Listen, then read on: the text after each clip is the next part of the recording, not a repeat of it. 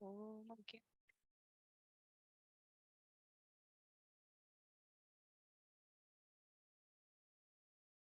चैतन्य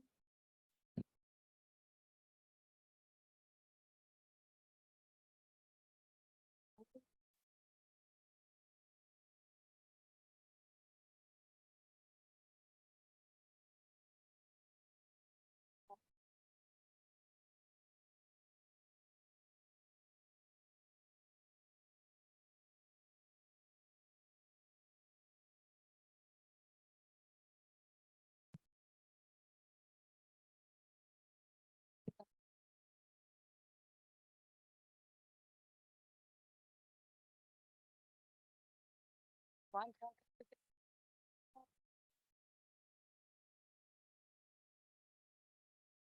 जय श्री कृष्ण चैतन्य वृंदम। हरे कृष्णा कृष्ण कृष्णा हरे हरे, हरे राम राम राम हरे हरे। हरे कृष्णा कृष्ण कृष्णा हरे हरे, हरे राम राम राम हरे हरे। हरे कृष्णा कृष्ण कृष्णा हरे हरे, हरे राम राम राम हरे हरे। हरे कृष्णा। सभी भक्तों को सादर प्रणाम। ब्रजमंडल महिमा के इन सत्रों में आज सत्र 6 में हम सभी ब्रज के प्रमुख आचार्यों का श्रवण और पठन करने का प्रयास कर रहे हैं। षट गोस्वामियों की सूची में रूप गोस्वामी, सनातन गोस्वामी, रघुनाथ भट्ट गोस्वामी और रघुनाथ दास गोस्वामी, इन 4 आचार्यों का संक्षिप्त चरित्र, वर्णन, कार्य, इनके ऊपर चैतन्य महाप्रभु की विशेष अनुकंपा, उनके द्वारा दी गई शिक्षा और निर्देश हम सभी ने पिछले 2 सत्रों में श्रवण किए। इस महत्वपूर्ण समूह के 2 बहुत ही महत्वपूर्ण आचार्य गोपाल भट्ट गोस्वामी और जीव गोस्वामी जी को हम सभी आज के सत्र में श्रवण करने का प्रयास करेंगे। बहुत संक्षिप्त पुनरावृत्ति के लिए रूप गोस्वामी और सनातन गोस्वामी जो सगे भाई थे, जो ब्राह्मण परिवार में हिंदू कुल में उन्होंने जन्म लिया था और परिस्थितियों वश अपने समाज की, अपने गांव की रक्षा के व्यक्तियों के धार्मिक अभ्यास की, संस्कार की रक्षा के लिए उन्हें तत्कालीन नवाब के यहाँ नौकरी करने के लिए अपना नाम बदलने के लिए बाध्य होना पड़ा था। प्रधानमंत्री और वित्त मंत्री के रूप में कार्य करते हुए चैतन्य महाप्रभु की कृपा से और अपने जन्म जन्मांतर के संचित शुभ कर्म भक्ति साधना के परिणाम स्वरूप समयांतर पर रूप गोस्वामी और सनातन गोस्वामी ने वृंदावन वास किया। समस्त प्रकार के लौकिक भौतिक भौतिक ऐश्वर्य छोड़कर पूर्ण त्यागमय जीवन जीते हुए वर्तमान वृंदावन जिसका हम दर्शन करते हैं, उसकी परिकल्पना जो चैतन्य महाप्रभु ने दोनों गोस्वामी के मस्तिष्क में स्थापित की, उसे उन्होंने मूर्तिमान किया। समयांतर पर रघुनाथ भट्ट गोस्वामी जो कोई और नहीं अपितु चैतन्य महाप्रभु के प्रिय शिष्य तपन मिश्रा के पुत्र रहे। चैतन्य महाप्रभु के साथ 2 बार पुरी में 8 महीने रहने के पश्चात रूप गोस्वामी और सनातन गोस्वामी के कार्यों में सहयोग करने के लिए वृंदावन पहुंचे। हमारे चौथे आचार्य रघुनाथ दास गोस्वामी, जिनके बारे में हमने पिछले सत्र में श्रवण किया कि तत्कालीन समय में 500 वर्ष पूर्व उनके पिता और चाचा संयुक्त रूप से जो व्यापार करते थे कलेक्टर जमींदार के रूप में, प्रति वर्ष 8 लाख सोने की मुद्राएं प्राप्त करते थे। उन्होंने भी 16 वर्ष, रघुनाथ दास गोस्वामी ने 16 वर्ष जगन्नाथपुरी में चैतन्य महाप्रभु का संग प्राप्त कर उनके इस धराधाम से गमन के पश्चात जब विचार किया कि वो वृंदावन जाकर गोवर्धन से शरीर त्याग कर देंगे, तब इन्हीं सनातन गोस्वामी द्वारा उनको निर्देशित किया गया कि इतने समय, दीर्घ समय तक चैतन्य महाप्रभु का संग प्राप्त किया है आपने, अब प्रतिदिन यहाँ वैष्णवों को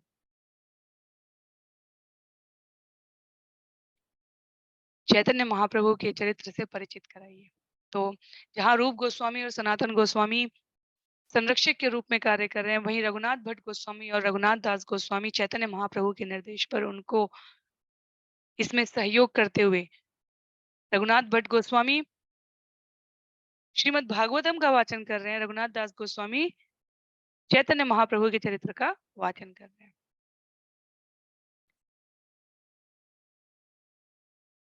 समय, स्थिति और परिस्थिति में जिस वृंदावन का हम दर्शन करते हैं, उसमें अनेकानेक राधा कुंड के आसपास के स्थान, नंदगांव, बरसाना, ये सभी हमारे इन 6 गोस्वामियों की कर्मस्थली रही है। एक-एक स्थान को इन्होंने ढूंढकर प्रस्तुत किया है। तो आज के सत्र में हम सभी गोपाल भट्ट गोस्वामी से आरंभ करेंगे और उसके पश्चात जीव गोस्वामी जी के बारे में संक्षिप्त में श्रवण करने का प्रयास करेंगे।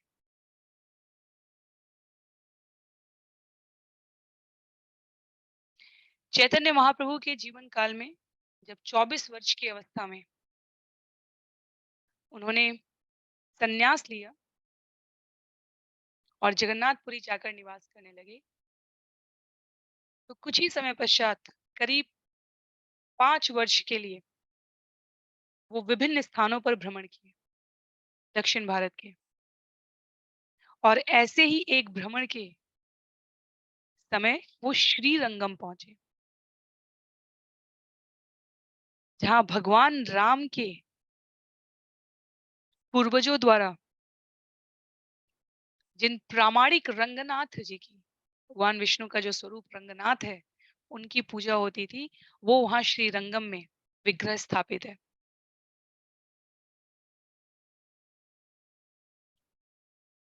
प्रसंग कुछ इस प्रकार का है कि श्री रंगनाथ जी का विग्रह सबसे पहले ब्रह्मा जी द्वारा इस भौतिक जगत में लाया गया। भगवान राम के पूर्वज इक्ष्वाकु को स्वयं ब्रह्मा जी द्वारा ये विग्रह प्रदान किया गया, और जो भगवान राम के पूर्वजों की परंपरा में अनेक पीढ़ियों तक उसकी पूजा होती थी। जब भगवान राम वनवास के बाद अयोध्या वापस आते हैं, तो वो विभीषण को ये रंगनाथ जी का विग्रह उपहार स्वरूप प्रदान करते हैं। और जब विभीषण भगवान रंगनाथ को लंका ले जा रहे थे, तो कावेरी और कोलिडाम, दो नदियों के बीच का जो स्थान है, वहां पहुंचकर रंगनाथ जी ने विभीषण के समक्ष अपनी इच्छा प्रस्तुत की कि वो यहाँ इस स्थान पर रहना चाहते हैं। तो विभीषण उसी समय पर भगवान की इच्छा का पूर्ण सम्मान करते हुए, जैसे बलि ने भगवान के समक्ष एक स्थिति रखी थी, वैसे ही विभीषण ने रखी कि मुझे आप स्वयं आपके इस मनुष्य रूप में आए हुए भगवान राम के द्वारा प्रदान किए गए हैं। तो आप यहाँ रहना चाहते हैं, ये ठीक है, ये आपकी इच्छा है, पर यहाँ से आप लंका की ओर सदैव कृपा दृष्टि रखें। तो जब तो भगवान द्वारा इसे सहर्ष स्वीकार कर लिया गया। और जब चैतन्य महाप्रभु अपने भ्रमण में थे, तब उन्होंने इन सुंदर श्रीरंगम में रंगनाथ जी के दर्शन किए। रंगनाथ जी के दर्शन को अपने इन चर्म चक्षुओं से नहीं, प्रज्ञा चक्षु, अंतः चक्षु से दर्शन करने के पश्चात भक्त का कैसा भाव होना चाहिए, चैतन्य महाप्रभु उस भाव का दर्शन कराते हैं सामान्य जनमानस को। अत्यंत अभिभूत करुणामय स्थिति में उन्होंने सुंदर कीर्तन किया है वहाँ। वहाँ उपस्थित जो जन समुदाय था वो चैतन्य महाप्रभु के सन्यासी स्वरूप में 24 वर्ष का सन्यासी और लोगों को जो भक्ति के दिव्य उन्माद के लक्षण शरीर में होते हैं, वो उस 24 वर्ष के सन्यासी के रूप में जो स्वयं भगवान चैतन्य महाप्रभु हैं, लोगों को उनमें वो चिन्ह, वो लक्षण स्पष्ट दिखने लगे। तो वहाँ उसी श्रीरंगम मंदिर में 3 भाई का उल्लेख, 3 भाइयों का उल्लेख आता है, वेंकट भट्ट, प्रबोधानंद सरस्वती और तिरुमाल भट्ट। उन्होंने चैतन्य महाप्रभु को देखा। वो मंदिर के पुजारी थे। जो वेंकट भट्ट ने दर्शन किया है भगवान के सुंदर विग्रह का, सुंदर नृत्य का, सुंदर कीर्तन का, तो वो अत्यंत भाव विह्वल हो गए। उन्होंने जन समुदाय, वो वहाँ पुजारी हैं उस मंदिर में, और उन्होंने जन समुदाय के मध्य से भगवान को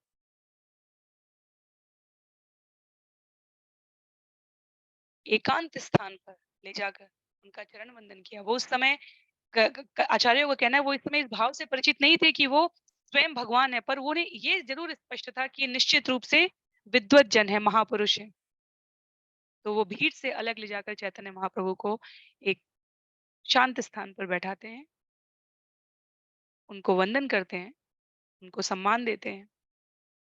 और जब भगवान चैतन्य महाप्रभु अपनी चेतना में पुनः वापस आते हैं, तो वो कृष्ण कृष्ण करते हुए वहां उपस्थित वेंकट भट्ट का स्वागत करते हैं। तो वेंकट भट्ट ने उनको अपने घर पर, क्योंकि वो चातुर्मास्य का समय था, आमंत्रित किया और चैतन्य महाप्रभु ने इसे सहर्ष स्वीकार भी कर लिया। वेंकट भट्ट के पुत्र का नाम गोपाल भट्ट है। तो हम यहाँ पर गोपाल भट्ट गोस्वामी जी के चरित्र को समझना चाह रहे हैं, और उसकी पृष्ठभूमि में चैतन्य महाप्रभु श्रीरंगम में पहुंचे हैं, रंगनाथ जी का दर्शन किया है। वहां 3 भाई जो पुजारी हैं, उनमें से वेंकट भट्ट ने भगवान का सुंदर नृत्य कीर्तन देखा, उनको एकांत स्थान पर थोड़ा विश्राम कराया। और जब भगवान अपनी चेतना में वापस आते हैं, तो वेंकट भट्ट द्वारा उनको घर पर आमंत्रित किया जाता है 4 मास के इस प्रवास में। क्योंकि सन्यासी चतुर्मास्य में एक स्थान पर रहते हैं, चैतन्य महाप्रभु द्वारा उसे सहर्ष स्वीकार किया गया है, और उन वेंकट भट्ट के पुत्र का नाम गोपाल भट्ट है। तो गोपाल भट्ट का जन्म 1503 ईस्वी में हुआ था। और जैसा कि हम अभी तक श्रवण के आधार पर अनुमान लगा सकते हैं कि अत्यंत भक्तिमय वातावरण में उनके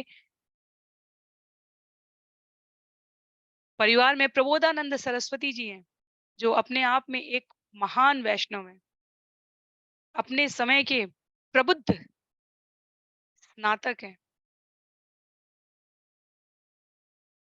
जिन्होंने गोपाल भट्ट को संस्कृत व्याकरण, भक्ति शास्त्र, अनेकानेक भजन, कविताएं, भगवान के संस्मरण स्मरण करा दिए थे। तो जब चैतन्य महाप्रभु गोपाल भट्ट के परिवार में पहुंचते हैं, तो वहां प्रबोधानंद सरस्वती, तिरुमाल भट्ट, स्वयं गोपाल भट्ट, सभी ने भगवान का स्वागत किया है। सन्यासी गृहस्थ के घर में सम्मान के पूर्णतया योग्य होते हैं। चैतन्य महाप्रभु के चरणों का अभिषेक कर उस जल को आज गोपाल भट्ट ने और परिवार के अन्य सदस्यों ने सहर्ष स्वीकार किया है। उन 4 महीनों के निवास में जो गोपाल भट्ट के गोपाल भट्ट के वेंकट भट्ट के परिवार में गोपाल भट्ट ने चैतन्य महाप्रभु को रहते हुए देखा। उस समय गोपाल भट्ट की आयु केवल 8 वर्ष थी, और चैतन्य महाप्रभु अपने हाथों से गोपाल भट्ट को भोजन कराते थे। यदि हम सभी को स्मरण हो, श्रीमद् भागवतम स्कंद 1 अध्याय 4-5 में नारद मुनि अपने पिछले जन्म की कथा जब व्यासदेव को बताते हैं, तो वो वहाँ पर वर्णन करते हैं कि किस प्रकार एक बार चातुर्मास्य में आए हुए साधुओं सन्यासियों की संगति में उनका उच्छिष्ट प्रसाद खाकर मेरे अंदर भक्ति के संस्कारों का प्रादुर्भाव हुआ था। यहाँ चैतन्य महाप्रभु वेंकट भट्ट के परिवार में रह रहे हैं और 8 वर्ष के उनके पुत्र गोपाल भट्ट को भगवान के हाथ से भगवान का उच्छिष्ट प्रसाद प्राप्त करने का सौभाग्य प्राप्त हुआ। इसीलिए हमारे गोस्वामियों में कहा गया है कि वेंकट भट्ट गोस्वामी बहुत साधना संपन्न थे। चैतन्य महाप्रभु ने भगवान कृष्ण के अनेकानेक विषयों पर 4 वर्ष के अपने 4 माह के इस प्रवास में चर्चाएं की, जिसे आसपास के भक्त समुदाय द्वारा, स्वयं वेंकट भट्ट के परिवार द्वारा अत्यंत ध्यानपूर्वक श्रवण किया जाता था। गोपाल भट्ट चैतन्य महाप्रभु द्वारा प्रदान किए जाने वाले इस स्नेह के बदले में बहुत ही प्रसन्नता पूर्वक उनकी सेवा करते, उनके चरणों की मालिश करते, सिर का प्रतिदिन वर्णन आता है कि पूरे शरीर का, सिर का मसाज, मालिश करने का कार्य गोपाल भट्ट स्वयं स्वीकार करते।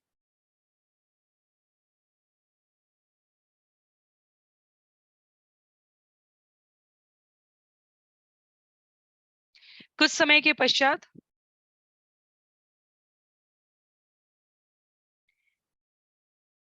वर्णन आता है कि गोपाल भट्ट ने एक दिन विचार किया कि मैंने चैतन्य महाप्रभु को पहले, जब वो सन्यास के पूर्व वाली स्थिति में रहे होंगे, जब वो स्वयं विद्यार्थी रहे होंगे, उस रूप में क्यों नहीं देखा? क्योंकि चैतन्य महाप्रभु 24 वर्ष में सन्यास ले चुके हैं, तो 8-9 साल के गोपाल भट्ट के मन में ये भाव आया कि अगर मैं उनसे उस समय मिल पाया होता,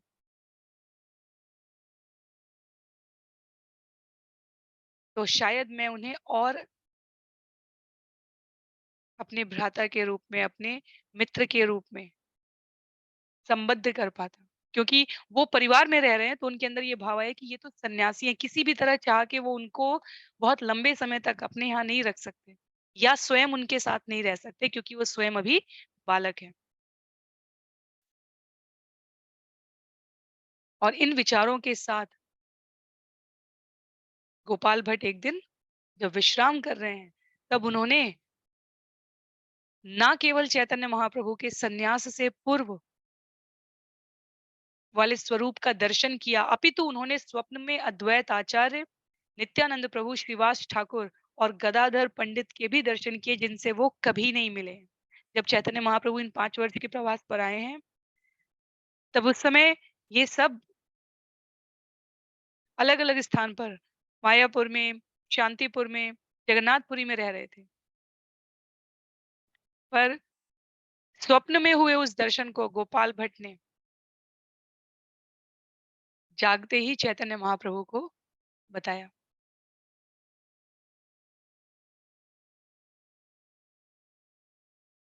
चैतन्य महाप्रभु के उन 4 महीनों के संग का गोपाल भट्ट पर ये प्रभाव हुआ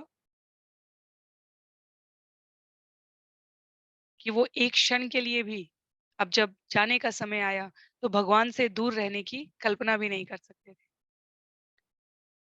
उनके पिता और पिता के भाइयों को इसमें हर्ष मिश्रित अनुभूति हुई, क्योंकि ये उनके लिए भी, रंगनाथ जी की सेवा करते हुए उनके लिए भी स्पष्ट था कि चैतन्य महाप्रभु कोई साधारण सन्यासी नहीं थे। और तत्कालीन समाज में एक साधनारत सभ्य सुसंस्कृत परिवार से संतान का अपने आप को भगवत भक्ति में अनुरक्त कर देने का भाव परिवारीजन को हर्ष ही देता था। वो इस भय की कल्पना नहीं करने लगते थे कि अरे मेरा पुत्र भी अब सन्यासी हो जाएगा। नहीं, उन्हें प्रसन्नता होती थी।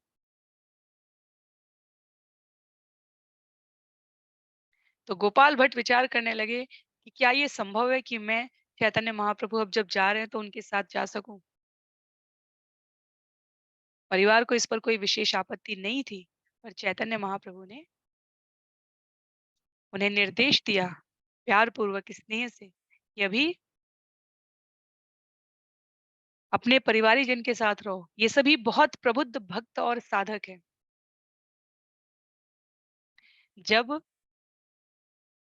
इनका जीवन काल समाप्त हो जाएगा, पूर्ण हो जाएगा, तब अपना समय लेकर वृंदावन पहुंचना और वहां रूप सनातन दो भाई जो पूरी श्रद्धा के साथ मेरे द्वारा दिए गए निर्देशों के अनुसार कार्य कर रहे हैं, उनके संग वृंदावन निवास करना।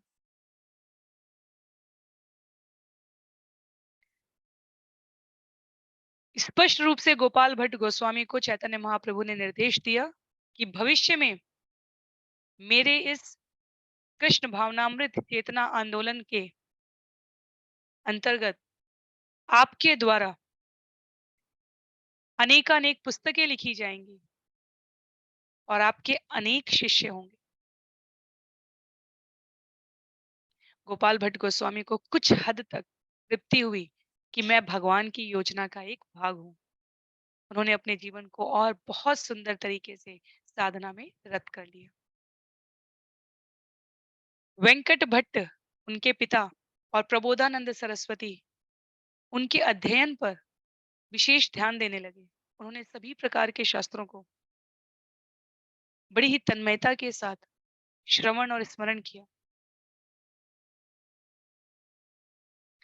समयांतर पर माता पिता और अन्य परिवारी जन जब वृद्ध होने लगे, तब वो पुनः पुनः गोपाल भट्ट को कहते कि वृंदावन जाओ, हमारी तरफ से तुम्हें आज्ञा है, वृंदावन जाओ। और गोपाल भट्ट कहते चैतन्य महाप्रभु का आदेश है कि मैं आपकी तब तक रुककर सेवा करूं जब तक आप इस भौतिक जगत में हैं।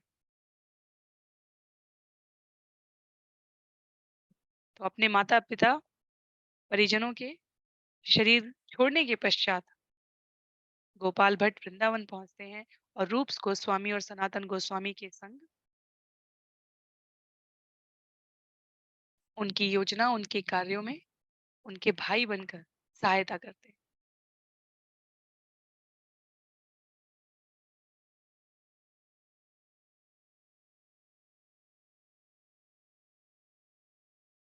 एक बार के प्रसंग में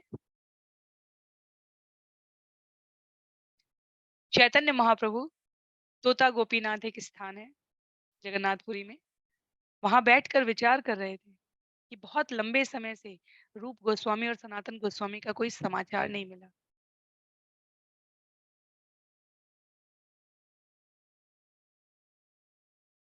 और गोपाल भट्ट गोस्वामी भी वृंदावन पहुंचे हैं या नहीं, इसकी कोई सूचना नहीं आई।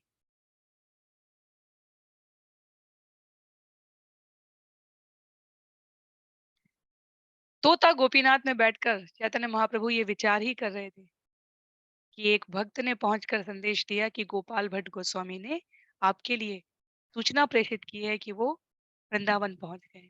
तो आचार्य इस प्रसंग का उल्लेख इस संदर्भ में करते हैं कि कई बार कई भक्त, कई शिष्य शरीर रूप में गुरु की उपस्थिति को ही श्रेष्ठतम समझते हैं। पर रूप गोस्वामी, सनातन गोस्वामी, गोपाल भट्ट गोस्वामी, रघुनाथ दास गोस्वामी, रघुनाथ भट्ट गोस्वामी, हमारे षट गोस्वामी, जीव गोस्वामी, ये उदाहरण है इस बात का कि भगवान का रूप, स्वरूप, लीला, कथा, कीर्तन जितना आवश्यक है, उतना ही भगवान द्वारा दी गई शिक्षाओं का पालन करना भी आवश्यक है। रूप गोस्वामी और सनातन गोस्वामी इतने दत्तचित्त होकर अन्य गोस्वामियों के संग भगवान का कार्य संपादन कर रहे हैं कि तोता गोपीनाथ में बैठकर चैतन्य महाप्रभु व्यवहारिक रूप में उनकी कुशल क्षेम आई है या नहीं, इस पर विचार करें। भगवान स्वयं भक्त की कुशल क्षेम के लिए चिंतन कर रहे हैं। जब चैतन्य महाप्रभु को गोपाल भट्ट गोस्वामी की ओर से ये सूचना मिली कि वो पहुंच गए हैं और रूप और गोस्वामी और सनातन गोस्वामी के साथ सौहार्दपूर्ण तरीके से सहयोग कर रहे हैं, तब चैतन्य महाप्रभु ने उस दूत के साथ जो ये संदेश लेकर आया था, अपनी 3 चीज़ें गोपाल भट्ट गोस्वामी के लिए भेजी। अपना ऊपर ओढ़ने वाला वस्त्र, लकड़ी का वुडन सीट एक आसन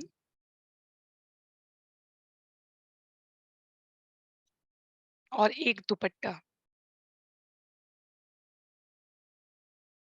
गोपाल भट्ट गोस्वामी ने अत्यंत प्रसन्नता से इन्हें स्वीकार किया और इसे रखकर वो सोचते कि चैतन्य महाप्रभु ही यहाँ पर उपस्थित हैं।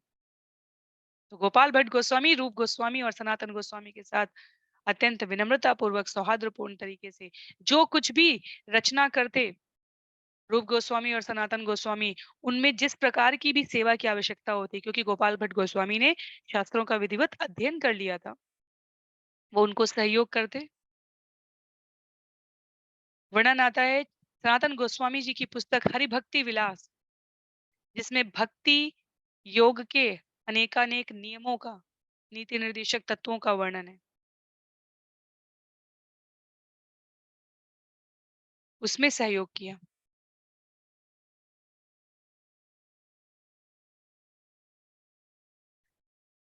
समयांतर पर गोपाल भट्ट गोस्वामी द्वारा विभिन्न तीर्थ स्थानों की परिक्रमा का, दर्शन का विचार आने पर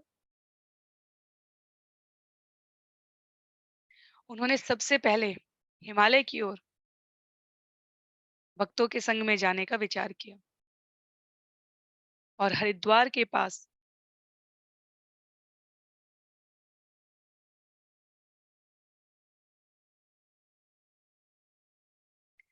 कथा आती है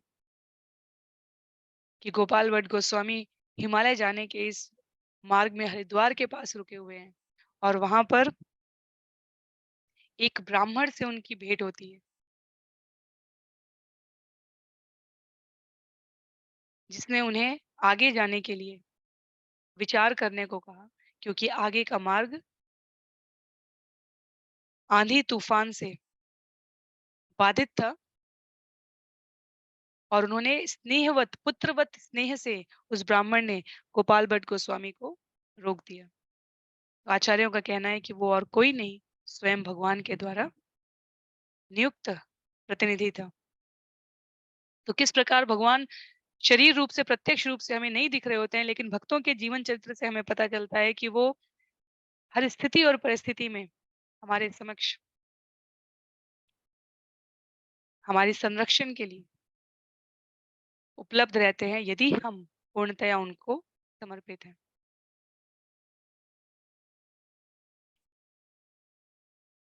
हमने हर गोस्वामी से संबंधित एक एक विग्रह के नाम सुने हैं।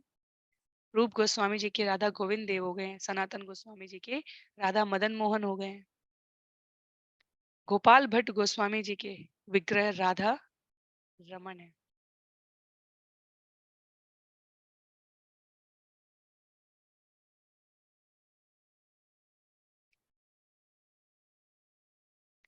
आरंभिक दिनों में गोपाल भट्ट गोस्वामी जी के पास वास्तव में शालिग्राम हुआ करते थे।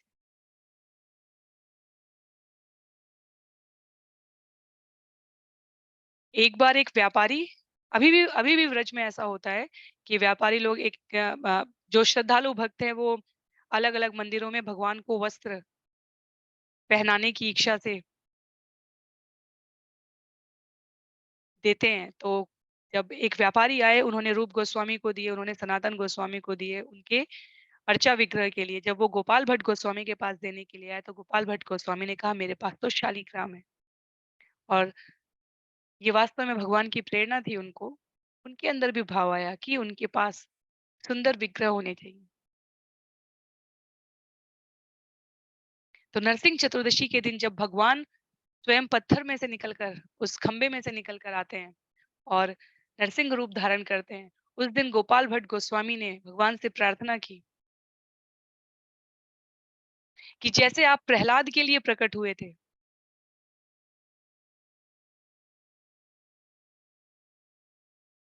वैसे ही आप मुझे भी ऐसे स्वरूप में प्राप्त हो कि मैं व्यापारी द्वारा दिए गए उन वस्त्रों में आपको सज्जित कर सकूँ, उसका भाव है ऐसा, और मेरे अंदर भी अब ये भाव आया है कि मैं आपको सुंदर श्रृंगार के द्वारा प्रतिदिन सेवा अर्चन निवेदित कर सकूँ। तो इस प्रकार की प्रार्थना करके नरसिंह चतुर्दशी के दिन, और जैसा कि हमारे गोस्वामी पेड़ों के नीचे ही विश्राम करते थे, उन्होंने विश्राम किया, अगले दिन यमुना में स्नान किया, और जब उन्होंने अपने शालिग्राम को देखा, जो कि वस्त्र से ढके हुए सुलाए गए थे, उन्हें लगा कि शालिग्राम का स्वरूप बदल गया है, कुछ आकार में भिन्नता है।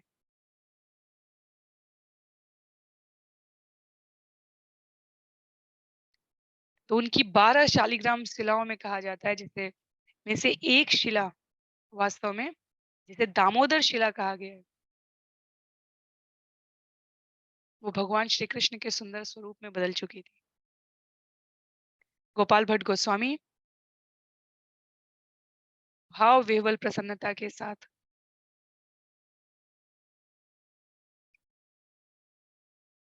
पूरे रोमांच का अनुभव करते हुए कि भगवान के लिए की गई कोई भी प्रार्थना भगवान द्वारा अवश्य पूरी की जाती है। वो तुरंत रूप गोस्वामी और सनातन गोस्वामी के पास गए,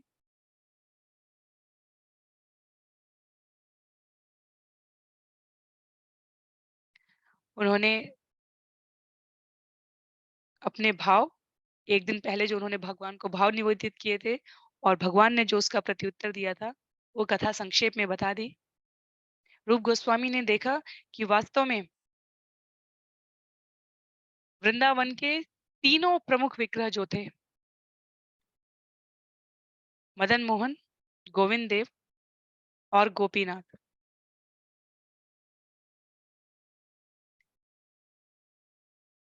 उन तीनों के भावों को लिए हुए ये दामोदर शिला, जो भगवान कृष्ण के स्वरूप में परिवर्तित हो चुकी थी, चरण राधा मदन मोहन जैसे, वक्षस्थल गोविंद देव जैसा, और मुख गोपीनाथ जैसा दृश्यमान था। तो रूप गोस्वामी जी द्वारा उस विग्रह का नाम राधा रमन रखा गया। तो ये जो कथा हुई वो लीला वृंदावन के सेवा कुंज नामक स्थान पर हुई, जहाँ श्रीमती राधा रानी ने भगवान को सेवाएं समर्पित की हैं, और रूप गोस्वामी जी ने इस विग्रह का नाम राधा रमन दिया।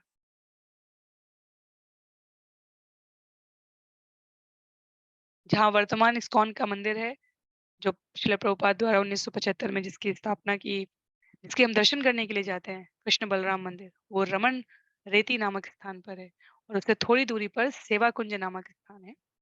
तो वहां पर रूप गोस्वामी जी द्वारा गोपाल भट्ट गोस्वामी के विग्रह का नाम राधा रमन किया गया।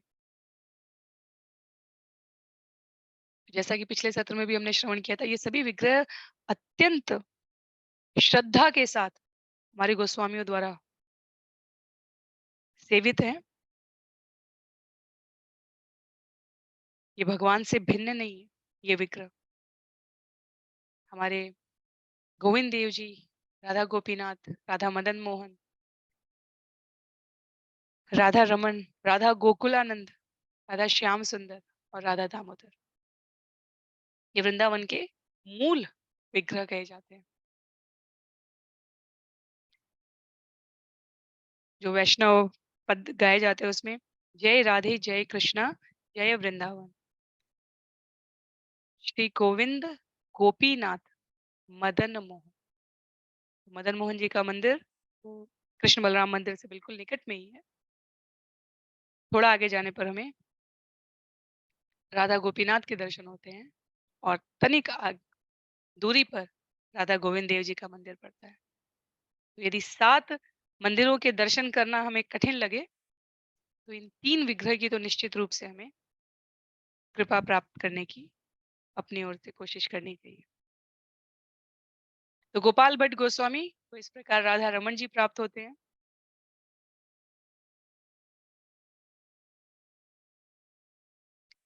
कथा आती है, जैसा चैतन्य महाप्रभु ने विशेष रूप से गोपाल भट्ट गोस्वामी के लिए कहा था कि उन्हें अनेकानेक शिष्य मिलेंगे और वो अनेकानेक पुस्तकों की रचना करेंगे। तो एक बार जब गोपाल भट्ट गोस्वामी यमुना से स्नान कर वापस आ रहे थे, तो उन्होंने एक बालक को देखा, जो उनके विग्रह के पास बैठा हुआ था।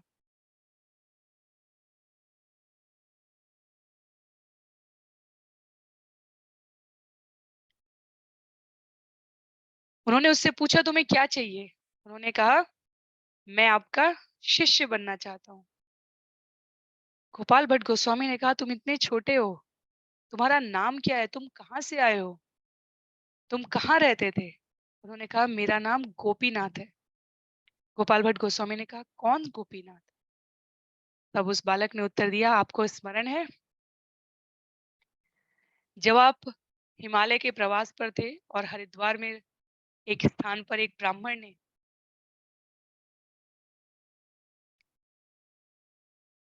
आपको आगे के जो अवरोधित मार्ग था उसके प्रति आगाह करते हुए अपने स्थान पर ही कुछ समय निवास करने के लिए कहा था। तब आपके सुंदर चरित्र, आचरण, व्यवहार को देखकर ब्राह्मण ने कहा, मैं कितना सौभाग्यशाली हूं अगर मुझे तुम्हारे जैसा पुत्र प्राप्त होगा। और गोपाल भट्ट गोस्वामी ने सिर्फ उस समय मुस्कुरा कर कहा था, यदि आपकी प्रार्थना सच्ची होगी तो भगवान आपको निश्चित रूप से ऐसा परिणाम देंगे। और उस ब्राह्मण की, जिसे हमने अभी श्रवण ही किया था, उस ब्राह्मण ने कहा था, यदि ऐसा हुआ तो मैं अपना पहला पुत्र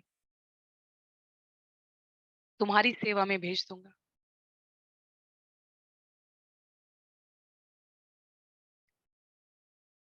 तो गोपीनाथ वही पुत्र है, और ब्राह्मण के वचन, इसे कहते हैं जिह्वा तप, शब्दों का वाक तप था ये, कि उन्होंने गोपाल भट्ट गोस्वामी के पास उन्हें भेज दिया। ये गोपीनाथ जो बालक है, ये आगे चल के गोपीनाथ पुजारी के नाम से प्रसिद्ध हुए हैं, और अपने जीवन के अंतिम क्षण तक इन्होंने राधा रमन मंदिर की पुजारी के रूप में सेवा की है।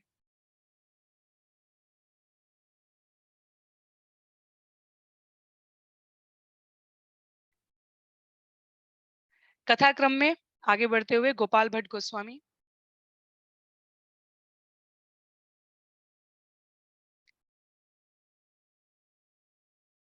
अपने यथासंभव सहयोग से अन्य गोस्वामियों को सहयोग कर रहे थे।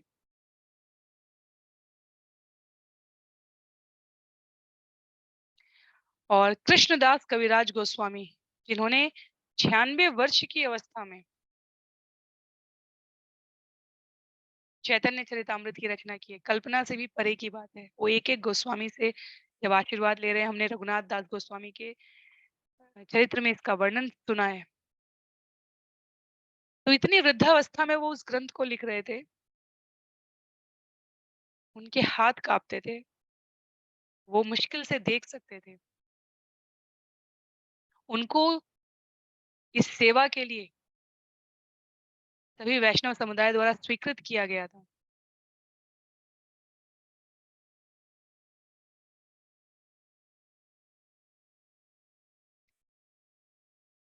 तो एक एक गोस्वामी से जब वो सहयोग लेने के लिए पहुंचे हैं, उस समय पर जैसे हमारे रघुनाथ दास गोस्वामी ने कहा था कि मेरा नाम नहीं आना चाहिए, वैसे ही गोपाल भट्ट गोस्वामी ने कहा था कि मैं भी एक शर्त पर आपको इस पुस्तक को लिखने की स्वीकृति दे सकता हूँ।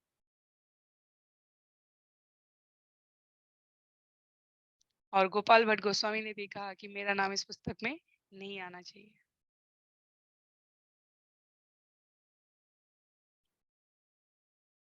तो इस प्रकार गोपाल भट्ट गोस्वामी अपने जीवन पर्यंत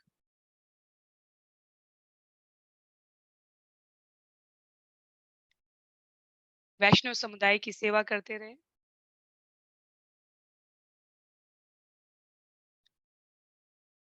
1503 ईस्वी में जन्मे गोपाल भट्ट गोस्वामी ने 1578 ईस्वी में वृंदावन में इस भौतिक शरीर को छोड़ा था। श्री राधा रमन मंदिर में उनकी समाधि उपस्थित है।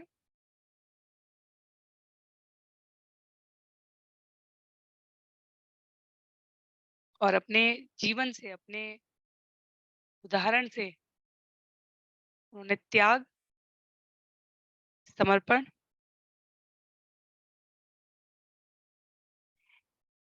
एवं वैष्णव समुदाय में सौहार्दपूर्ण तरीके से किस प्रकार जीवन यापन करना चाहिए, इसका अनुपम उदाहरण प्रस्तुत किया है।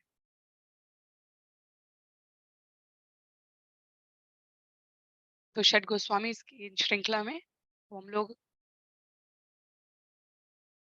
इन 5 गोस्वामियों के विवरण के पश्चात, इस विवरण अत्यंत संक्षिप्त है और आवश्यक बिंदुओं को यहाँ प्रस्तुत करने का प्रयास है। तो हमारे छठे गोस्वामी जीव गोस्वामी जी के बारे में हम लोग श्रवण करेंगे। जीव गोस्वामी जी के संदर्भ में निर्विवाद रूप से कहा जाता है,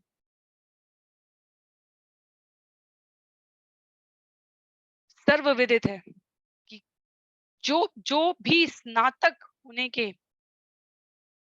सर्वश्रेष्ठ मानदंड हो सकते हैं, वो जीव गोस्वामी द्वारा अपने जीवन में स्थापित करके दिखाए। अपने समय के समस्त समय काल के सर्वोत्तम प्रबुद्ध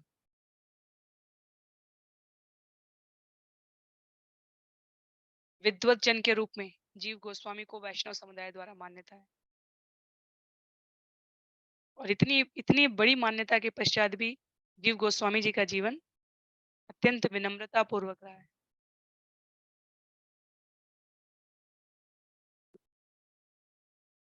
रूप गोस्वामी जी और सनातन गोस्वामी जी द्वारा इस भौतिक शरीर के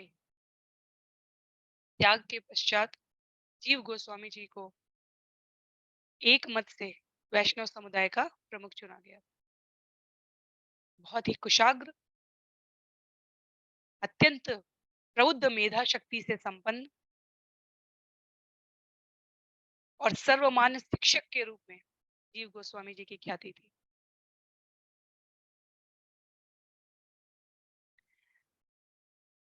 विभिन्न भौगोलिक स्थानों से, भारत के विभिन्न क्षेत्रों से, अनेकानेक स्थानों से वैष्णव अपने शिष्यों को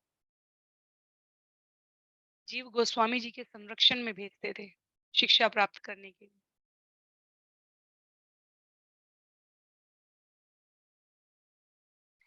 यदि हम सभी ने वृंदावन मंदिर, जो कृष्ण बलराम मंदिर है, उसके सामने देखा होगा वृंदावन रिसर्च इंस्टीट्यूट है, और वहां पर अभी भी जीव गोस्वामी जी द्वारा जो मूल लेखन किया गया है वो पुस्तकें विद्यमान है।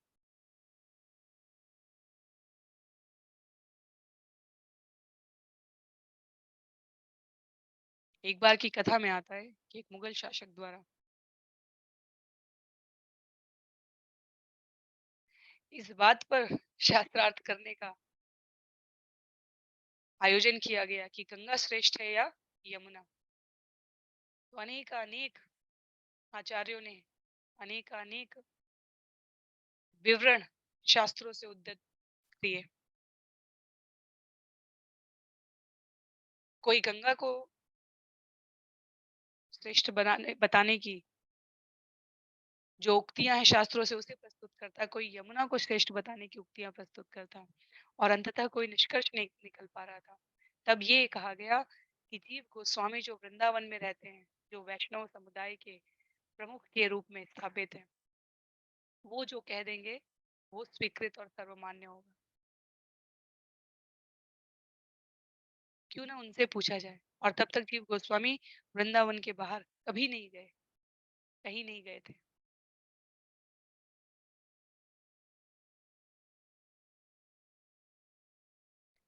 तो ये अनुरोध किया गया कि जीव गोस्वामी वहां से दिल्ली आएंगे। वृंदावन से दूरी, दिल्ली की दूरी बहुत ज्यादा नहीं है, अब तो परिवहन की सुविधा के क्रम में 2 से 3 घंटे का ही रास्ता है।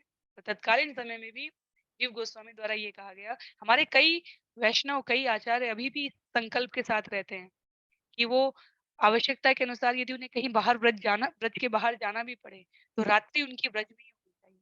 जीव गोस्वामी द्वारा भी वैसा ही कहा गया। इसे धाम वास का संकल्प कहते हैं। तो जीव गोस्वामी ने कहा, मैं सिर्फ इस स्वीकृति के बाद ही आऊंगा कि उसी दिन मुझे वापस वृंदावन आना है।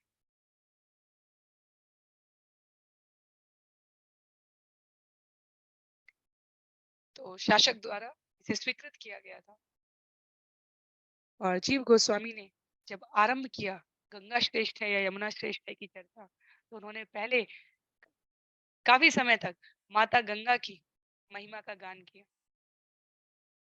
तो जो भी वहाँ विद्वत कर थे, उन्होंने समझा कि जीव गोस्वामी माता गंगा की श्रेष्ठता स्थापित करने वाले हैं।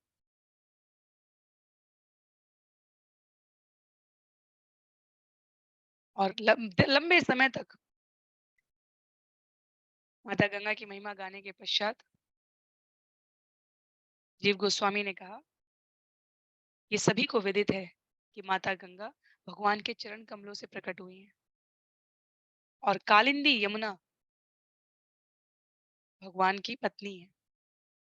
तो अब आप महानुभाव इस बात का निर्णय करें कि कौन श्रेष्ठ है। जीव गोस्वामी बड़े ही प्रखर कहे गए हैं इस संबंध में भी कि वो अपने विचार बड़ी ही अकाट्य श्रेष्ठता के साथ रखते थे। युवावस्था में ही उन्हें वृद्ध से वृद्ध वैष्णव की स्वीकार्यता प्राप्त थी। उनके तर्कों की कोई काट नहीं थी किसी के पास।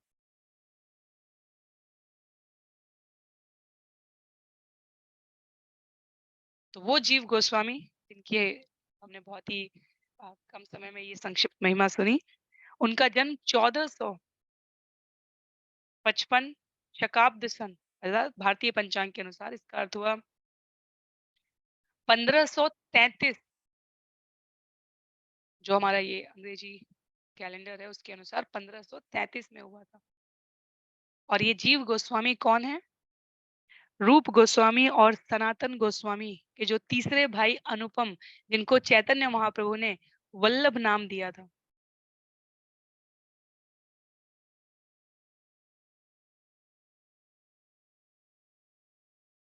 उनके पुत्र थे। तो अनुपम जो वल्लभ कहलाए हैं बाद में चैतन्य महाप्रभु के नामकरण के पश्चात, उनके पुत्र जीव गोस्वामी हुए।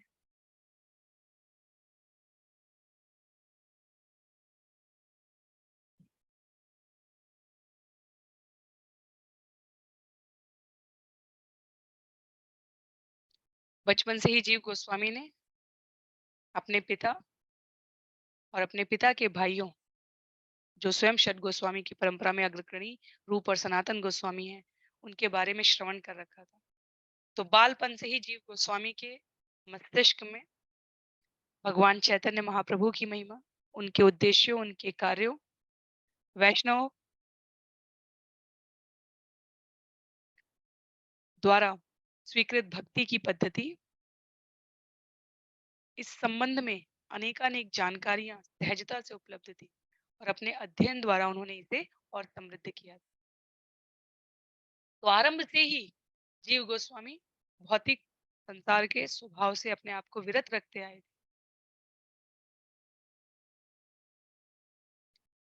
रामकेली में जब वो निवास कर रहे थे, जहाँ पर अनुपम और अन्य परिवारीजन रहते थे, रूप गोस्वामी और सनातन गोस्वामी के, वहां पर बालपन में अपने हाथ से ही एक बार उन्होंने राधा और क्षमा कीजिए कृष्ण और बलराम का विग्रह बनाया था।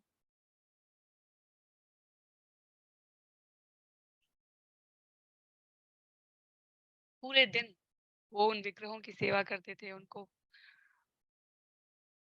पुष्प, फल, अन्य सामान जो भी उन्हें प्राप्त होते थे, बड़ी सहजता से समर्पित करते थे। भगवान के समक्ष नृत्य करते थे, कीर्तन करते थे, उनका श्रृंगार करते थे। अध्ययन करते थे, वाद्य यंत्रों का अभ्यास करते थे और इस प्रकार बचपन से ही वो अपने आप को एक दीक्षित और शिक्षित वैष्णव के रूप में विकसित कर रहे थे। उन विग्रहों से इतना लगाव था जीव गोस्वामी जी का कि वो उनके संग ही सोते भी थे।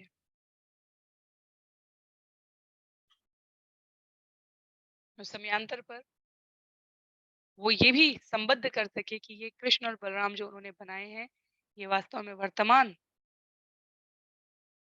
युग में गौर निताई, निमाई और निताई, चैतन्य महाप्रभु और नित्यानंद प्रभु के रूप में प्रकट हुए हैं। तो रूप गोस्वामी और सनातन गोस्वामी तो पहले ही चैतन्य महाप्रभु के द्वारा दिए गए आदेश पर वृंदावन में निवास कर रहे थे। और एक बार जब वे दोनों चैतन्य महाप्रभु से मिलने के लिए पुरी आए थे, तब जीव गोस्वामी जी के पिता अनुपम इस भौतिक जगत से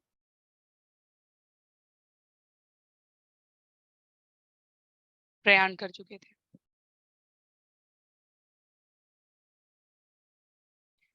तो अनुपम चैतन्य महाप्रभु से उस यात्रा में ही जब प्रयाण करने की सूचना जीव गोस्वामी जी को प्राप्त होती है, तो वो अत्यंत दुखी हो जाते हैं, दुखी इस संदर्भ में हो जाते हैं कि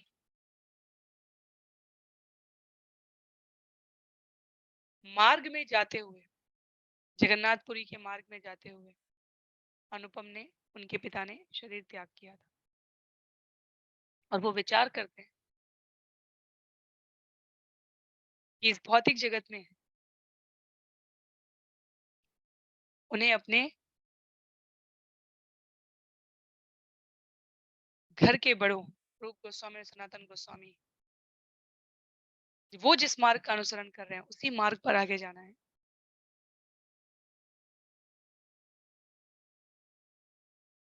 और ये इच्छा उन्होंने अपने पिता की मृत्यु के पश्चात दोनों भाइयों के समक्ष प्रस्तुत की। रूप गोस्वामी और सनातन गोस्वामी अत्यंत प्रसन्नता का अनुभव करते हैं। उन्हें उन्हें आनंद मिश्रित आश्चर्य होता है।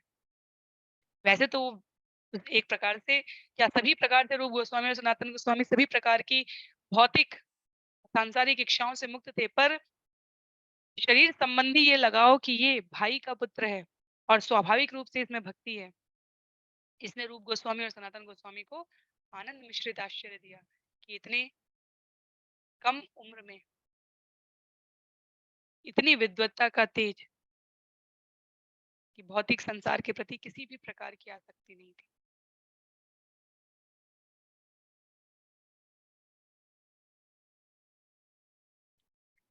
रूप गोस्वामी और सनातन गोस्वामी ने सहर्ष स्वीकार कर लिया जीव गोस्वामी को।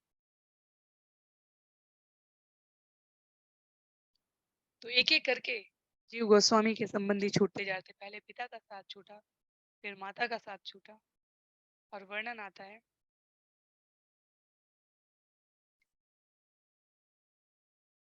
कि कुछ समय के पश्चात जब चैतन्य महाप्रभु भी इस धराधाम से जा चुके थे, तो नित्यानंद प्रभु उसके बाद कुछ समय तक थे और जीव गोस्वामी ने नित्यानंद प्रभु से मिलने का विचार किया। तो नित्यानंद प्रभु उस समय श्रीवास ठाकुर के संग रह रहे थे। श्रीवास ठाकुर और कोई नहीं है, चैतन्य चरितामृत में हमने पठन कर रखा है, श्रीवास ठाकुर स्वयं नारद मुनि के अवतार कहे गए। भगवान ने श्रीवास ठाकुर के घर अनेकानेक रात्रि जागरण कीर्तन किया है। नित्यानंद प्रभु को तो पहले से ही ज्ञात था कि जीव गोस्वामी आने वाले हैं।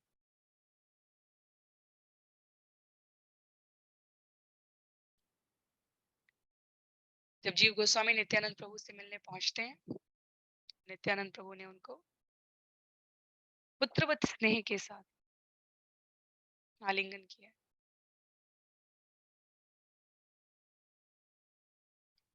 उन्होंने जीव गोस्वामी को मायापुर धाम, जो नव द्वीपों में गंगा की 9 धाराओं के द्वारा विभक्त होता है, उसका दर्शन करने के लिए कहा।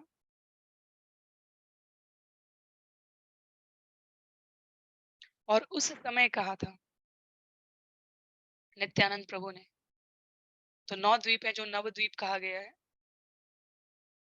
मायापुर के स्थान पर कि आज से अब से 400 वर्ष के पश्चात यहाँ भव्य मंदिर स्थापित होगा और उस मंदिर से पूरे विश्व में कृष्ण भावनामृत चेतना का विस्तार होगा। तो जो मायापुर धाम आज हम देखते हैं, जहाँ पर चंद्रोदय मंदिर स्थापित हो रहा है, जहाँ पर जिसे इस्कॉन का हेडक्वार्टर कहा जाता है, सैकड़ों भक्तों और शिष्यों का समर्पण है, जिसके निर्माण में, जिसकी व्यवस्था स्थापना में जीव गोस्वामी जी ने अपनी पुस्तक नवद्वीप धाम महात्म्य में इसका उल्लेख किया है।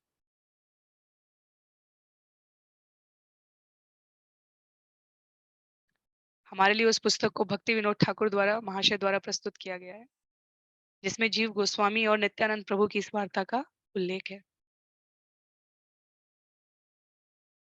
तो जिस प्रकार से चैतन्य महाप्रभु ने रूप गोस्वामी को वृंदावन भेजा, उसके पश्चात रघुनाथ भट्ट और रघुनाथ दास गोस्वामी को कहा और बाद में गोपाल भट्ट गोस्वामी को कहा कि जाओ और वृंदावन में अन्य गोस्वामियों के संग रहकर पूरे वृंदावन के स्थान, शास्त्र, वैष्णव समुदाय सबके लिए मिलकर परस्पर कर्म करो। उसी प्रकार नित्यानंद प्रभु ने जीव गोस्वामी जी को कहा कि जाकर अन्य गोस्वामियों का सहयोग करो और उस मार्ग पर जाते हुए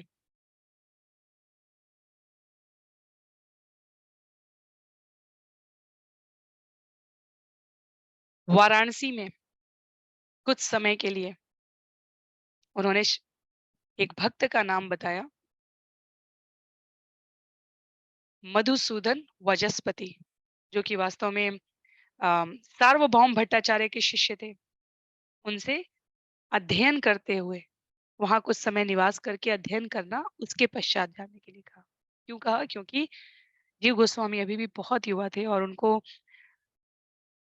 प्रामाणिक ढंग से संस्कृत व्याकरण और इन सब का ज्ञान प्राप्त हो सके, इसके लिए नित्यानंद प्रभु ने उन्हें निर्देशित किया। तो जैसे गोपाल भट्ट गोस्वामी ने प्रबोधानंद सरस्वती, तिरुमला भट्ट और अपने पिता वेंकट भट्ट, जो स्वयं प्रशिक्षित पुजारी हैं, उनके संरक्षण में संस्कृत व्याकरण और अन्य शास्त्रों का अध्ययन किया, वैसे जीव गोस्वामी जी को नित्यानंद प्रभु द्वारा निर्देश प्राप्त हुआ वाराणसी जाकर सार्वभौम भट्टाचार्य के शिष्य मधुसूदन वाचस्पति से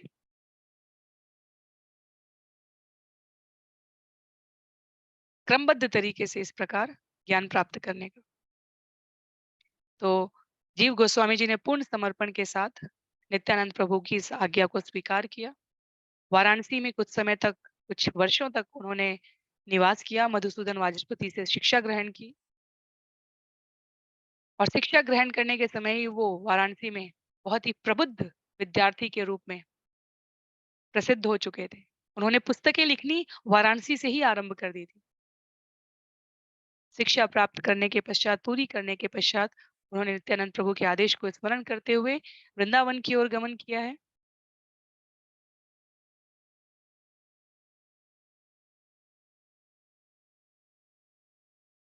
जहां 5 गोस्वामी और अन्य आचार्य, लोकनाथ गोस्वामी, काशीश्वर पंडित और अन्य, रघुनाथ दास, रघुनाथ भट्ट, रघुरूप गोस्वामी, सनातन गोस्वामी, इन सभी की उपस्थिति पहले से ही थी वहां पर।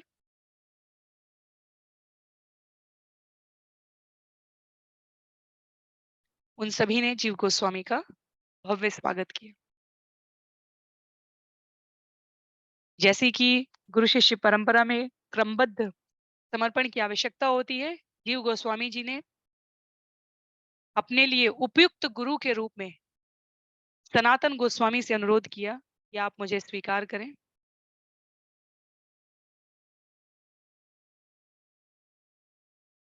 पर सनातन गोस्वामी ने कहा, मेरे ऊपर पहले से ही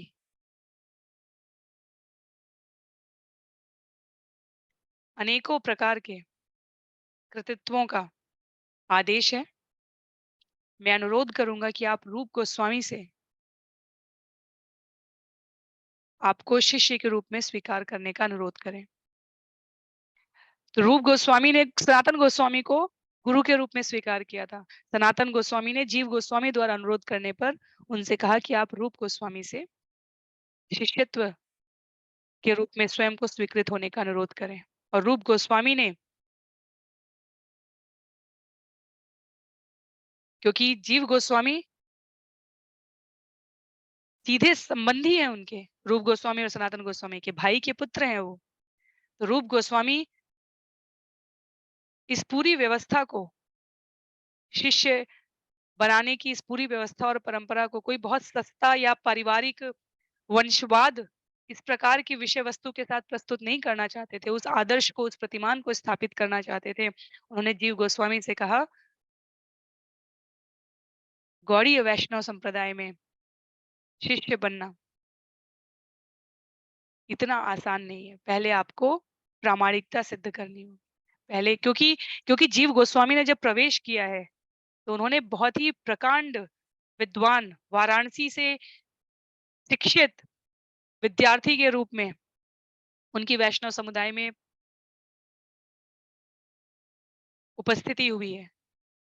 और वो ज्ञान केवल पुस्तकों का ज्ञान नहीं होना चाहिए, भक्ति योग की सेवा में ये स्पष्ट रहता है। तो जीव गोस्वामी के जीवन में वो भाव नहीं था, पर रूप गोस्वामी ने उसे अन्य सभी के समक्ष स्पष्ट करने के भाव से जीव गोस्वामी को सेवा भाव में पहले नियुक्त किया। उन्होंने कहा, आपको इसके लिए पहले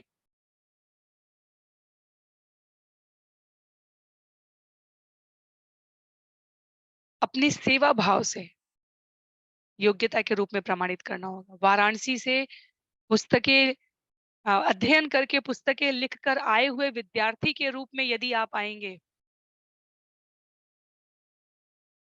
तो जगत को कोई मिश्रित संदेश नहीं पहुंचना चाहिए।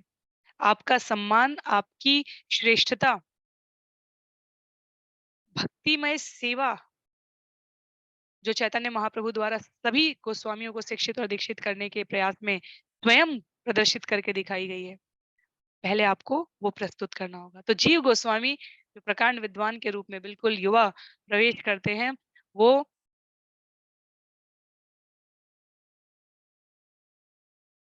कुटिया साफ करने, भजन कुटीर साफ करने, ताम्रपत्रों को तैयार करने, भगवान के अर्चा विग्रह की सेवा के लिए पुष्पों को चुनने, जो भोजन भोग भगवान को प्रस्तुत किया जाता था, जिसमें उसे बनाया जाता था, उनको साफ करने, इस प्रकार की सेवाओं में लगाया गया।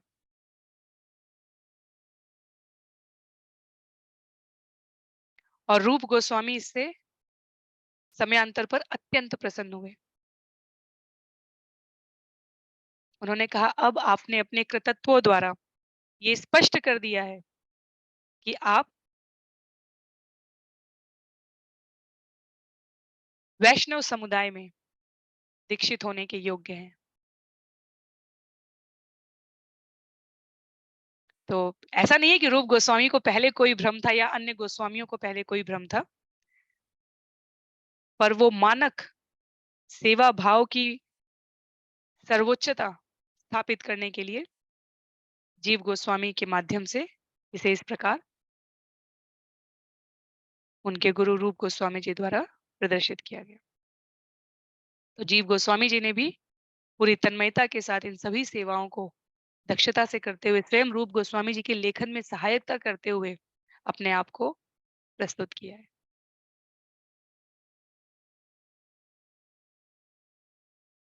वास्तव में जब श्रील प्रभुपाद अमेरिका जाने से पहले राधा दामोदर मंदिर में रहते थे, उन्होंने उस मंदिर का चुनाव भी इसीलिए किया था क्योंकि वहां सभी गोस्वामी नियमित रूप से शास्त्रों पर चर्चा करने के लिए मिलते थे। तो छयो गोस्वामी, एक समय ऐसा रहा है जब परस्पर भाइयों की तरह शारीरिक सांसारिक संबंध में जीव गोस्वामी, रूप गोस्वामी और सनातन गोस्वामी के भतीजे लगेंगे।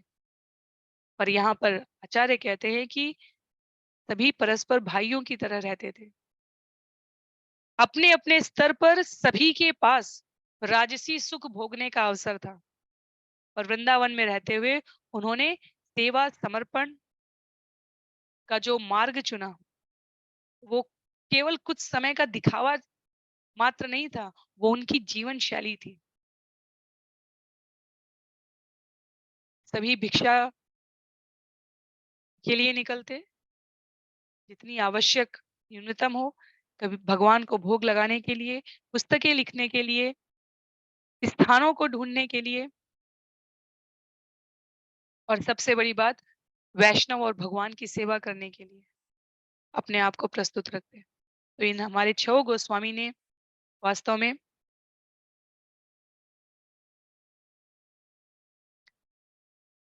आदर्श उदाहरण प्रतिमान स्थापित किया है। सभी प्रेरित साधकों को मार्ग प्रशस्त करने के लिए अपने स्वयं के जीवन चरित्र से।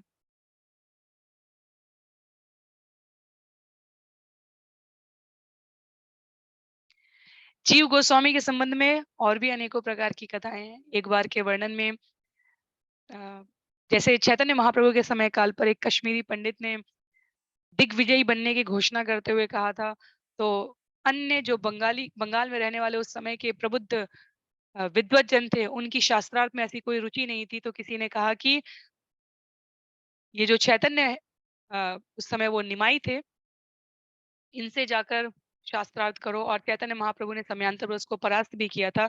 ऐसे ही हमारे 6 गोस्वामी के समय काल में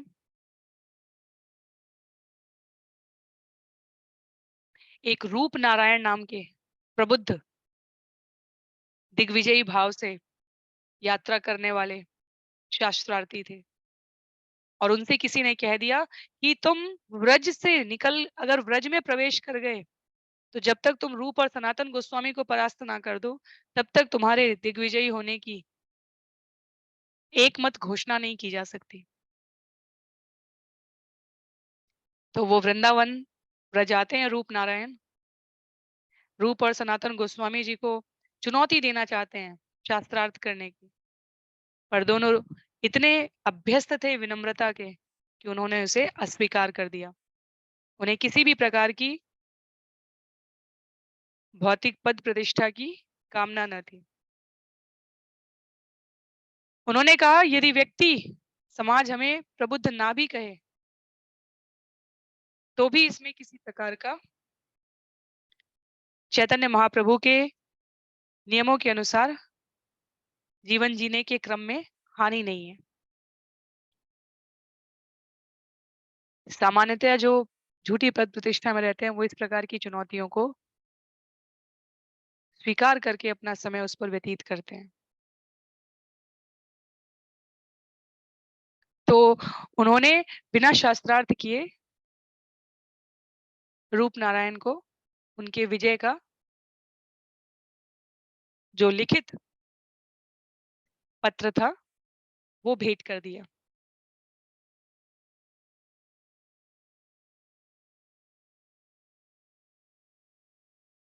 रूप नारायण तो प्रसन्न थे, पर वैष्णव समुदाय ने उसको अस्वीकार कर दिया। उन्होंने कहा कि रूप गोस्वामी और सनातन गोस्वामी की ये विनम्रता है कि उन्होंने आपके साथ नहीं शास्त्रार्थ किया, आप इसमें श्रेष्ठ कैसे हो गए? यदि आप जीव गोस्वामी को परास्त कर दें, तो आप एक मत में स्वीकृत किए जाएंगे।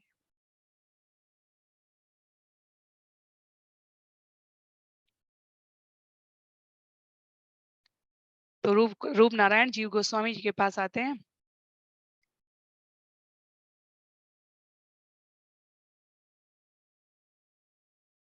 और जीव गोस्वामी भी स्वाभाविक रूप से इस चर्चा परिचर्चा में नहीं पढ़ना चाहते थे। उन्होंने भी कहा कि मैं पत्र दे दूंगा,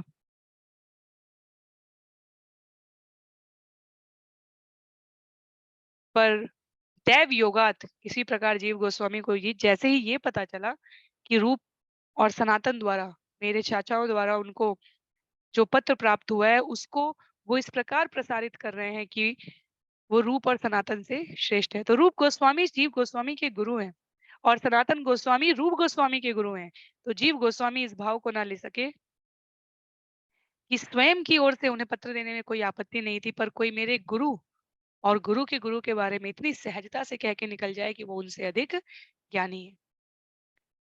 तो रूप गोस्वामी ने अपने हाथ पीछे कर लिए। उन्होंने कहा, पत्र इतनी आसानी से नहीं मिलेगा। उन्होंने कहा, क्या आपको ज्ञात नहीं है कि रूप गोस्वामी और सनातन गोस्वामी की विद्वत्ता पूरे जगत में व्याप्त है। वो अपना समय नहीं बर्बाद करना चाहते, इसलिए आपके साथ इस प्रकार की चर्चा में उनकी कोई रुचि नहीं है। पर गुरु के मान की रक्षा करना शिष्य का कर्तव्य है, और मैं आपको इतनी आसानी से मेरे गुरु के मान को भंग करते हुए नहीं देख सकता। यमुना नदी के किनारे 7 दिन तक जीव गोस्वामी ने धर्मशास्त्र के ऐसे ऐसे अकाट्य सिद्धांत प्रस्तुत किए कि समस्त श्रोताओं को आनंद की अविरल बहती गंगा का रसास्वादन करने का मौका मिला। तो यमुना के तट पर जीव गोस्वामी की ज्ञान गंगा का रसास्वादन करने को मिला, और परिणाम ये रहा कि रूप नारायण अत्यंत विनम्रता के साथ किसी भी तर्क को प्रतिवाद करने में असमर्थ समझते हुए निर्विवाद रूप से जीव गोस्वामी को स्वयं से श्रेष्ठ घोषित कर दिया। और जीव गोस्वामी ने उसी क्षण कहा कि आपने जिनसे पत्र प्राप्त किया था, मैं उन गुरुओं का शिष्य हूं। तो आप अपना ये कथन वापस लें कि रूप गोस्वामी और सनातन गोस्वामी से आप श्रेष्ठ हैं। कहने का भाव ये यहाँ पर है कि जैसे भक्त कभी अपने मान के लिए चिंता नहीं करता, पर बात यदि भगवान के मान की आ जाए तो भक्त कभी पराजय भी स्वीकार नहीं करता। स्वयं भगवान भी, जब तक शिशुपाल उन्हें गाली देता रहा, भगवान को कोई ज्यादा अधिक चिंता की आवश्यकता करने की जरूरत नहीं थी। पर जैसे ही शिशुपाल ने वहां उपस्थित विद्वत जनों का अपमान करना चाहा गाली देकर, भगवान ने उनका सर धड़ से अलग कर दिया था। तो भक्त और भगवान एक दूसरे का मान का सदा सम्मान करते हैं, वैसे ही गुरु और शिष्य का भाव। जीव गोस्वामी को स्वयं के मान की आकांक्षा न थी, पर इतनी सहजता से रूप नारायण उनके गुरु और गुरु के गुरु का अपमान कर सके, ये भी उन्हें स्वीकृत नहीं था।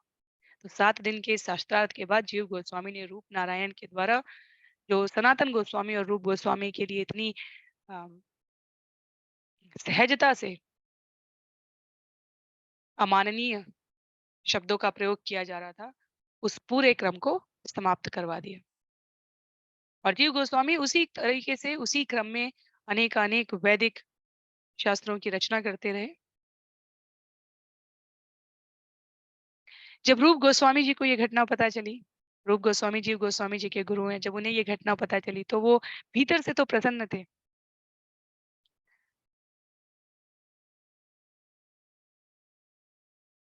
पर बाह्य रूप में वैष्णव की विनम्रता का दर्शन कराने के लिए, जीव गोस्वामी का मान और बढ़ाने के लिए, जीव गोस्वामी की विद्वत्ता का उनकी विनम्रता के साथ जगत को परिचय कराने के लिए, उन्होंने कृत्रिम क्रोध प्रस्तुत किया है। उन्होंने कहा, तुम इतने बड़े दंभी, तुमने अपने समय को इस भौतिक विद्वत्ता प्रदर्शन में इस प्रकार से व्यतीत कर दिया। तुम अपने आप को सर्वश्रेष्ठ सिद्ध करना चाहते थे। ऐसा व्यक्ति वृंदावन में रहने का अधिकारी नहीं है। इसी समय वृंदावन का त्याग कर दो। और जीव गोस्वामी ने बिना एक शब्द कहे रूप गोस्वामी के इन वचनों का पालन किया। उन्होंने कोई प्रतिवाद नहीं किया, उन्होंने कोई कुतर्क नहीं किया। उन्होंने कहा, रूप गोस्वामी मेरे गुरु हैं, उन्होंने जो कहा है सत्य कहा है। मैंने अपराध किया है और मुझे इस अपराध के साथ दिव्य धाम क्षेत्र में रहने का अधिकार नहीं है। वो मथुरा के पास एक गुफा में निवास करने लगे। दिन और रात बिना खाए पिए हर क्षण हरे कृष्णा कृष्ण कृष्ण हरे हरे हरे राम राम राम हरे हरे का जाप करते हुए सनातन गोस्वामी को इसकी खबर न थी। जब कुछ दिन व्यतीत हो जाने पर उन्हें जीव गोस्वामी नहीं दिखे तो उन्होंने रूप गोस्वामी से कहा, क्या तुम चैतन्य महाप्रभु द्वारा दी गई शिक्षाओं का यथोचित पालन कर रहे हो? रूप गोस्वामी अपने गुरु से इस प्रकार के प्रश्न की अपेक्षा नहीं कर रहे थे। उन्होंने विचार करने का समय मांगा और प्रत्युत्तर में कहा, हाँ, मुझे ऐसा लगता है कि मैं कर रहा हूँ। और तब सनातन गोस्वामी ने कहा कि नहीं, तुम ऐसा नहीं कर रहे हो। रूप गोस्वामी भी विनम्र है। उन्हें लगा कि उनके गुरु यदि ऐसा कह रहे हैं तो सत्य कह रहे होंगे। उन्होंने कहा, मैं स्वीकार करने के लिए प्रस्तुत हूँ। आप मेरा मार्गदर्शन करें और मेरी गलती के बारे में मुझे बताएं। सनातन गोस्वामी ने कहा, जो 3 शिक्षाएं चैतन्य महाप्रभु ने हमें दी थी वो क्या है? वैष्णव सेवा, हरि नाम और जीव दया। जैसे ही रूप गोस्वामी ने जीव दया शब्द सुना, उन्हें समझ में आ गया कि सनातन गोस्वामी जीव गोस्वामी की ओर इंगित कर रहे हैं, जो दिन रात अक्ष अक्षुण्ण भाव से भगवान नाम का जप करते हुए अन्न जल का त्याग करके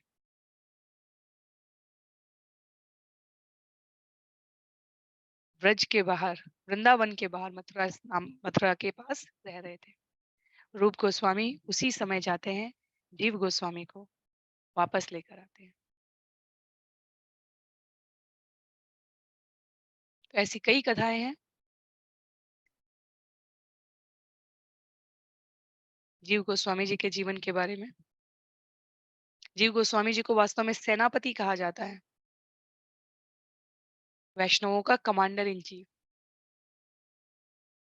और जीव गोस्वामी की जो 3 प्रमुख शिष्यों के नाम हैं, जिनके छंद और रचनाएं हम सभी श्रवण करते हैं, नरोत्तम दास ठाकुर, श्रीनिवास आचार्य और श्यामानंद पंडित। समयांतर पर जीव गोस्वामी ने इन तीनों को अलग अलग स्थानों पर भेजा। श्यामानंद गोस्वामी जी को उन्होंने उड़ीसा में भेजा, श्रीनिवास आचार्य और नरोत्तम दास ठाकुर को बंगाल में भेजा। और इन तीनों ने अपने अपने स्थानों पर जाकर पूरे समाज को भक्तिमय धारा में आप्लावित कर दिया। जीव गोस्वामी से शिक्षा प्राप्त करके इन्होंने अपने क्षेत्र में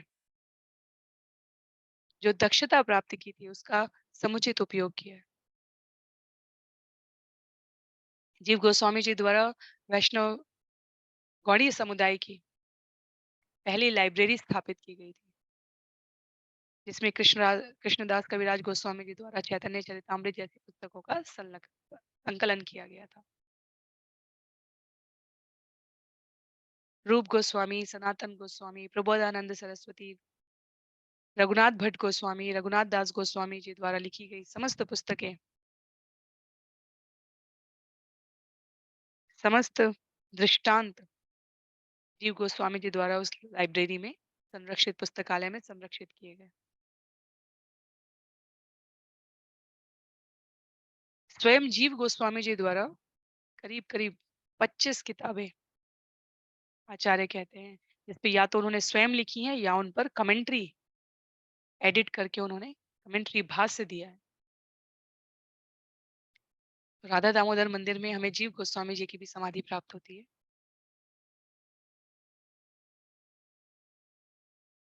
वास्तव में राधा दामोदर मंदिर भक्ति योग का पूरा एक मुख्य केंद्र है। जैसा कि हमने श्रवण किया था, 64 आचार्यों की समाधि है वहां। तो 1533 ईस्वी में जन्म लेकर जीव गोस्वामी जी 85 वर्ष की उम्र में इस धराधाम से गमन किए थे। जीव गोस्वामी जी के संबंध में एक बहुत ही महत्वपूर्ण घटना जो वल्लभाचार्य जी के संग घटित हुई थी, उसका भी उल्लेख है, जिसे हम लोग कभी वल्लभाचार्य जी के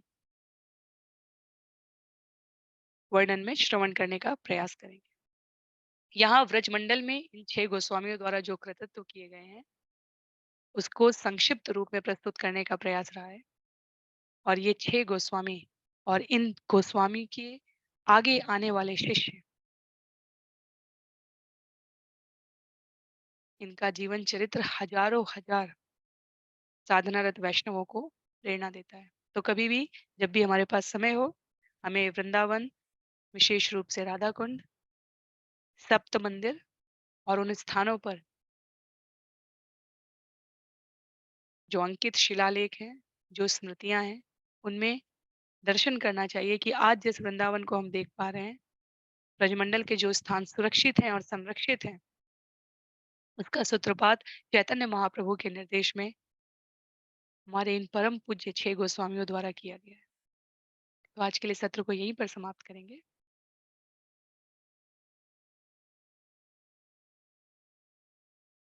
ब्रज महिमा के सत्रों की अगली श्रृंखला में भगवान श्री कृष्ण पूर्ण पुरुषोत्तम की लीला धाम में